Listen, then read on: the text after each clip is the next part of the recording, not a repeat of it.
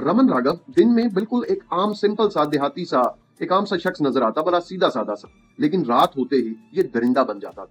अब ये अपना हथियार जमीन पर घसीटते या कभी कंधे पर रखे जा रहा होता, सड़क किनारे जो इसे मिल जाता सोया हुआ, ये अचानक उसके सर पे हमला करता, इतनी जोर से शदीद किस्म का वार करता अपने लोहे की उस सलाख से जो आगे से नोकदार किस्म की होती थी, कि वो बंदा वहीं ढेर हो जाता।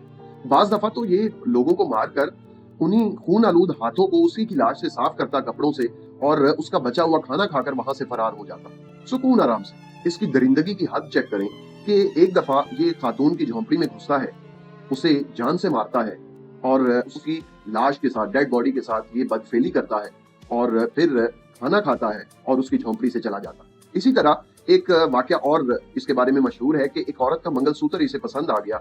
जब ये उसे मारने के लिए आगे बढ़ा तो मौका कुछ मुनासिब नहीं था, लोग आसपास थे, जाग रहे थे, तो ये अपने आसाब पर काबू पाता है और लगातार 4 से 5 रातें जो है इसी तरह उसकी तरफ आता रहता है। एक रोज बारिश हो रही होती है, इसे मौका मुयस्सर आ जाता है। ये सबसे पहले उस खातून के शोहर को मारता है, उसके बाद उस औरत को मारता है और फिर उस औरत का 2 साल का दूध पीता बच्चा, इसे उस पर भी रहम नहीं आया, इसने उसकी भी जान ले ली। अब उसका बचा खाना जो रात का था वो उनके घर में बैठकर खाने के बाद ये उस औरत के साथ लेट जाता है और रोमांस करने की नीयत से लेटता है कि पड़ोसन जो शोर की आवाज से उठ जाती है और वो आकर जब आवाजें देती है बाहर से, तो ये चुपके से वहां से फरार हो जाता है। अब चूंकि उस रात बारिश हो रही थी तो ये फरार होते वक्त अपना छाता जो है, छतरी, अम्ब्रेला, ये वहीं पे भूल गया। अगले दिन जब ये वहां पे अपना छाता लेने वापस आया तो देखा कि पुलिस मौका वारदात पे मौजूद है और लोग जमा है, तो ये वहां से चला जाता है। अब हम इस चीज पर बात करते हैं कि इतना खतरनाक सीरियल किलर जो अपना किसी किस्म का कोई सुराग नहीं छोड़ता था, और उस वक्त तो इतनी टेक्नोलॉजी भी जदीद नहीं थी जिस कदर आज है,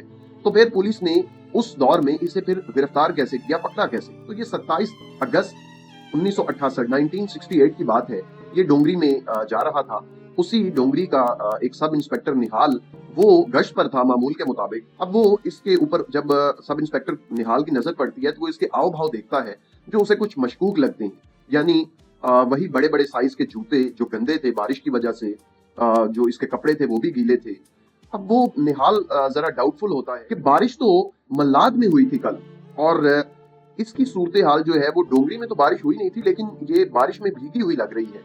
तो उसे कुछ शक होता है। ये निहाल जो है उसके पास जाता है, उससे पूछता है उसका नाम, तो ये सिंधी दलवाई अपना नाम बताता है। उसे इसके ऊपर डाउट होता है, वो इसे लेकर थाने आ जाता है। जब वहां आकर तलाशी लेता है तो इसके पास से एक चाय का पैकेट, डब्बा, यानी एक अदद कैंची, एक चाकू और एक डायरी जिस पर मुख्तलिफ किस्म के निशान और कुछ दुआएं वगैरह लिखी हुई।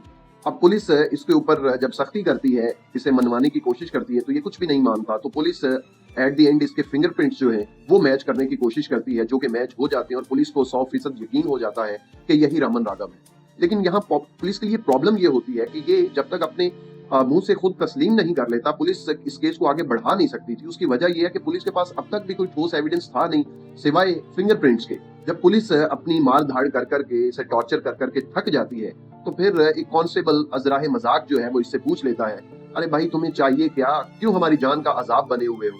अगर कुछ चाहिए तो बोलो और बताओ, बात खत्म करो। तो ये कहता है कि मुर्गी। वो इसके लिए गोश्त मंगाते हैं मुर्गी का, ये खाता है पेट भर के। वो पूछते हैं और क्या चाहिए, फिर से कहता है मुर्गी।